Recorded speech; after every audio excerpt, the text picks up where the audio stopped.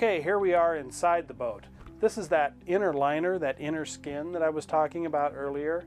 This is the part that's going to get removed. And again, we're removing the inner skin versus the deck skin because the deck is in such good shape. So we don't want to disturb the deck, and we're going to sacrifice the interior liner to replace that balsa core. So basically what's going to happen is we're going to take a detail saw with a fine blade, and we're going to cut some sections out. We're going to peel this inner skin off, remove all that bad end grain balsa that's in there, replace it with new balsa, and then bond these panels back in.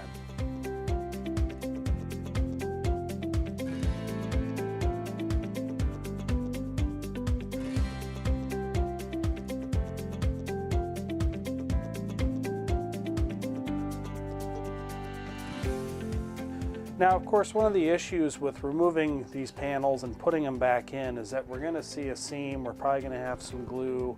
We may even tape the joints where we cut these panels out. So it's not going to be pretty like it was before. And rather than try and finish this liner back to its original condition, we're basically just going to cover it up with some wood strips.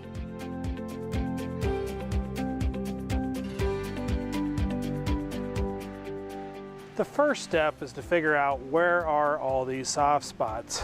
A lot of it you can just tap around, and you can sort of hear a hollow sound in some areas. Another way to find out is to use a ball peen hammer.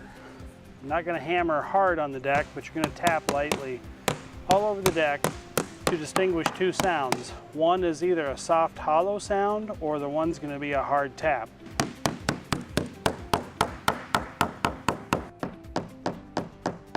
Very solid right up through there. Very hollow through here. So we've really got rot all the way through this whole area.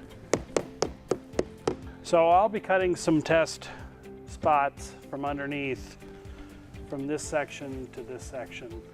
The other thing that I'm going to do is, once I locate kind of these general areas, is that I'm going to lay some paper across here, and I'm going to go back and I'm going to tap again. And basically the paper is going to be a template, and I'm going to mark out kind of these areas and measure some key points so I can transfer those to the inside of the cabin.